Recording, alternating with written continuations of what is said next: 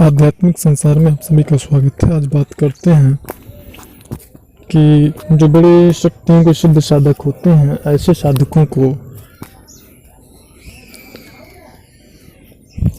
अप्सरा सिद्धि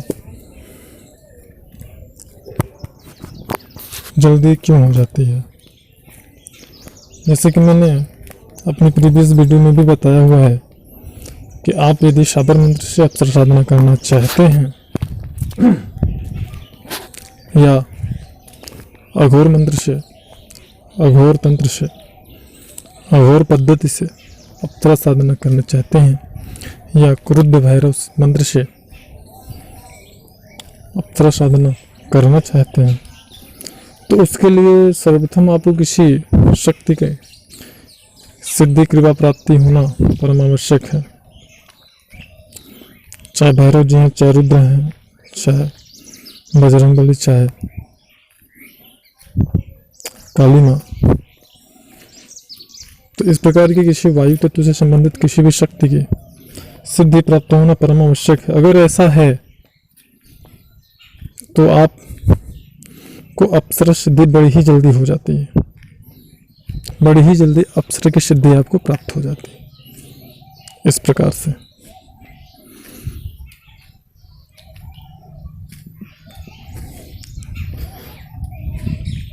और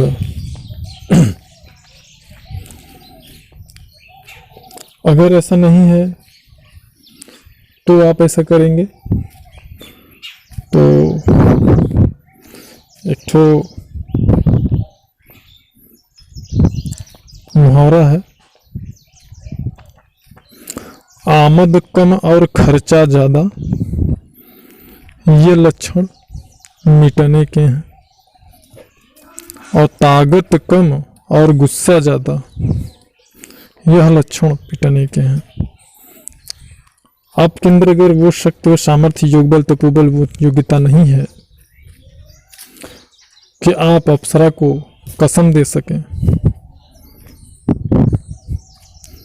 सौगंध दे, आन दे, जबरदस्ती उसको बुलाएं, तो अगर सामान्यतः देखा जाए तो मंत्र से तो वह शक्तिशाली वो ही है। अगर वो मनुष्य को वरदान देने की सामर्थ्य रखती हैं, सिद्धियां देने की सामर्थ्य रखती हैं, तो वो इंसान से तो शक्तिशाली है ही है। अगर आपकी मनोकामना, आपकी इच्छाएं पूरी करने की सामर्थ्य जिस शक्ति में है, तो वो तो आपसे ज़्यादा शक्तिशाली तो है ही है, इसमें तो कोई संदेह नहीं है। तो जब अपने से ज़्यादा शक्तिशाली व्यक्ति को कसम दे के आप मजबूर करके बुलाएंगे, जबरदस्ती बुलाएंगे, जबरी बुलाएंगे, फिर वह शक्ति भी तो अपना बचाव करेगी ना, वो देखेगी ना कि आपके अंदर क्या क्षमता है, क्या शक्ति है। जिस बंदूक को लेकर के हाथ में आप शिकार को डरा रहे हो, तो जरूरी नहीं है ना किसी का डर ही जाए। और अगर आपको बंदूक चलाने ही नहीं आता है और लेकर सिर्फ डरा रहे हैं और उस शिकार ने अचानक आप पे हमला कर दिया, तो आपकी स्थिति क्या होगी। उसी प्रकार शिकार तो ये जाने या न जाने वो तो बात ही अलग बात है, लेकिन ये शक्ति तो जरूर समझती है ना कि आप शाबर मंत्र का प्रयोग कर रहे हो, लेकिन क्या आपके अंदर योग्यता है शाबर मंत्र के प्रयोग करने का।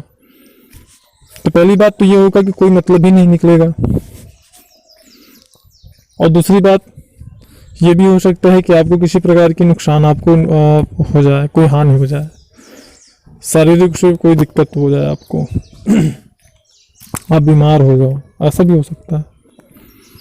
इसलिए हम उग्र विधियों से साधना करने के लिए लोगों को मना करते हैं। तो बात करते हैं, जैसे मान लीजिए आपने भैरव सिद्धि कर रखी है,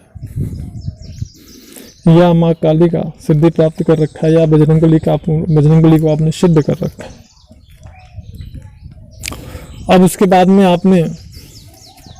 आपको अगर अप्सरा की सिद्धि करनी है तो 9 दिन, नवरात्रि के 9 दिन में ही आप अप्सरा को प्रत्यक्ष कर सकते हो। सिद्धि और कृपा प्राप्ति तो बहुत दूर की बात है, प्रत्यक्ष कर सकते हो आप। और बाकी के दिनों में तो भाई 21 दिनों में निश्चित रूप से आपको सफलता प्राप्त होगी, इसमें तो कोई संदेह ही नहीं है। अब जैसे कि ये छोटा सा उदाहरण मैं आपको बता रहा हूं, अगर कोई संस्था है, उस संस्था का जो मैनेजर है, अगर वो मैनेजर से आपका तालमेल अच्छा है तो आप तो उसके ऑफिस में बैठे ही बैठे अगर चाहेंगे तो किसी भी स्टाफ को वहां पे बुलवा सकते हैं, और वो उस स्टाफ को मजबूर होकर आना पड़ेगा ना, क्योंकि वो वहां पे नौकरी करता है और आप तो डायरेक्टली मैनेजर से संपर्क में हैं। तो उसी प्रकार जो वायु तत्व की शक्तियां हैं वो अग्नि तत्व से ज्यादा शक्तिशाली होती ही हैं, इसमें कोई संदेह नहीं है। तो इस प्रकार की शक्ति अगर आपने सिद्ध कर रखी है तो फिर अग्नि तत्व की शक्ति को तो मजबूर होकर ना आना पड़ेगा वहां पे, क्योंकि आपके अंदर वो योग्यता है, वो सामर्थ्य है। अगर आप नवाण मन सिद्ध कर रखा है, आप अप्सरा साधना करना चाहते हो, तो ये तो बहुत ही आसान चीज है ना आपके लिए। फिर तो बड़ी ही आसानी से आप अप्सरा की सिद्धि कर सकते हो, उसमें तो कोई संदेह ही नहीं है। फिर किसी भी विधि से आप कर लो, कर सकते हो, चाहे अघोर मार्ग से कर लो, सात्विक मार्ग से कर लो, तामसिक प्रवृत्ति से कर लो, क्रोध भैरव मंत्र से कर लो। बस ये होता है कि आप जैसे नवाण मंत्र से साधना, आप नवाण मंत्र का किया तो आप शराब या दारू का प्रयोग नहीं कर सकते हैं अप्सरा की साधना में, बिल्कुल नहीं कर सकते। इन बातों का ध्यान दीजिए। अब जैसे कि मैंने कहा किसी भी विधि से कर लो, तो इसका ये मतलब थोड़ी ना हुआ। इसी प्रकार जिन लोगों ने भी, मैं तो किसी को यक्षिणी साधना करने के लिए रिकमेंड नहीं करता हूँ, लेकिन फिर भी अगर किसी ने यक्षिणी साधना की है, कर रखी है, और वो अप्सरा साधना करना चाहता है या करेगा, निश्चित रूप से उसको सफलता प्राप्त होगी। समकक्ष शक्तियाँ हैं, आना पड़ेगा। अब समकक्ष शक्तियों का क्या तात्पर्य होता है? समकक्ष शक्तियों का तात्पर्य ये होता है, मान लीजिए आप उत्तर प्रदेश के मुख्यमंत्री हो और दूसरा आपका मित्र जो है, या मान लीजिए आपसे उसका कोई संबंध नहीं है, वह किसी दूसरे स्टेट का मुख्यमंत्री है, तो अगर उस मुख्यमंत्री का कोई आदमी आपके प्रदेश में आएगा, आपके स्टेट में आएगा, राज्य में आएगा, तो उसका अगर कोई काम रहेगा तो वहाँ का जो मुख्यमंत्री होगा वो आपको अगर बोलेगा तो आप तो उसका मदद जरूर करेंगे ना, क्योंकि वो एक आप ही के लेवल का अधिकारी है ना, आप ही के लेवल का है, वो समकक्ष है आपके। इसी प्रकार से आपका अगर कोई कार्य रहेगा आप उसको सहेजेंगे तो वो भी आपकी बात जरूर मानेगा, आपका मदद जरूर करेगा। उसके राज्य में अगर आपका कोई कार्य होगा तो वो जरूर करवा देगा। तो इसी प्रकार अगर यक्षिणी साधना आपने किया है तो भी अवतार साधना आपको आसानी से सिद्धि प्राप्त हो जाती है।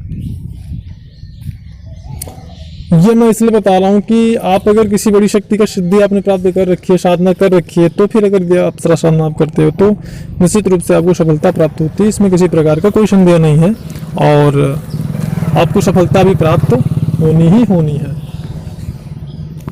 इसमें भी कोई संदेह नहीं होता है। और उस दशा में जैसा कि मैंने हमेशा आप लोगों को बताया हुआ है, आपके कर्म कुंडली के दोष, ग्रह दशा, पितृदोष, ये सारी चीजें आपके जो होते हैं ना, फिर इनका कोई अस्तित्व या कोई अहमियत ही नहीं रह जाता है। फिर इन चीजों का कोई अहमियत नहीं रह जाता है। जैसे मैं एक छोटा सा बात बताऊं, मान लीजिए जो व्यक्ति बहुत परेशान हो, पितृदोष से परेशान हो, ग्रह दोष से परेशान हो, अपने भोग कर्मों से, प्रारब्ध कर्मों से परेशान हो, ऐसे व्यक्ति यदि नवरात्रि में काली सिद्धि कर लेते हैं तो फिर काली सिद्धि करने के बाद ऐसे व्यक्ति को ये जो सारी समस्याएं हैं ना समाप्त हो जाती हैं। फिर इन सब चीज़ों का उसके लिए कोई अहमियत ही नहीं रहता, कोई महत्व ही नहीं रहता है, वो महत्वहीन हो जाती हैं सब जो चीज़ें हैं। जो ग्रह दोष है, भोग कर्म है, प्रारब्ध कर्म है, कुंडली दोष है, पितृदोष है, ये सब चीज़ों का फिर उसके लिए कोई महत्व नहीं रह जाता है। इन सभी चीज़ों को अनुकूल माता काली स्वयं कर देती हैं। और जैसा कि मैंने अपनी प्रीवियस वीडियो में बताया हुआ है, काली साधना के बारे में भी आप जानकारी प्राप्त कर सकते हैं। और मैंने ये भी बताया है कि नवरात्रि में साधना करने पर आपको निश्चित रूप से सफलता प्राप्त हो जाती है। और साथ ही साथ जिस भी संबंधित शक्ति को आप एहसास करना चाहें, अगर कोई सामान्य व्यक्ति है, वो आध्यात्म पे उसको बिलीव नहीं है, वो विश्वास नहीं कर पाता है, किसी भी शक्ति की बात मैं कर रहा हूँ, तो उस शक्ति को अगर एहसास करना है, मैं ये नहीं बोलता हूँ निश्चित उसको सफलता प्राप्त हो जाएगी, लेकिन जो बड़ी शक्तियाँ हैं उनको अगर आप एहसास करना चाहते हैं, जैसे माता रानी, माता काली है, माता दुर्गा हैं, और भैरव जी हैं, बजरंगबली हैं, श्री गणेश जी हैं, इन सब शक्तियों को अगर जो व्यक्ति महसूस करना चाहता है,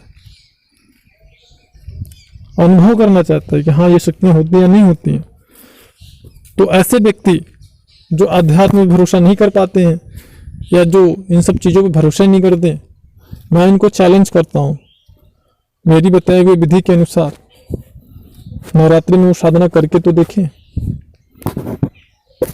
फिर वो खुद हमको बताएंगे कि हाँ क्या सत्य है। मैं नहीं बताऊंगा, वो खुद मुझे बताएंगे। तो ऐसे लोगों को मेरा एक खुला चैलेंज है। दूसरी बात, काली साधना में मैंने बताया कि मेरे द्वारा जो सिद्ध कवच प्रदान किया जाता है सभी साधकों को, उसका बहुत ही बड़ा महत्व होता है आपको सिद्धि प्रदान करने में। तो माता काली की मूर्ति के साथ में उसको रखना जरूरी है। जिनको भी मिला हुआ है, इससे उनको सिद्धि निश्चित रूप से प्राप्त होगी और किसी प्रकार का कोई दिक्कत उनको नहीं होगा। उम्मीद करते हैं जानकारी अच्छी लगी होगी। अगर अच्छी लगी हो तो लाइक करिएगा, चैनल पर नए हैं तो सब्सक्राइब और बेल आइकन को इनेबल करिएगा ताकि लेटेस्ट अपडेट से अपडेट रहें। मिलता है नेक्स्ट वीडियो में, तब तक के लिए नमस्कार। वीडियो को पूरा देखने के लिए आप लोगों का बहुत बहुत धन्यवाद।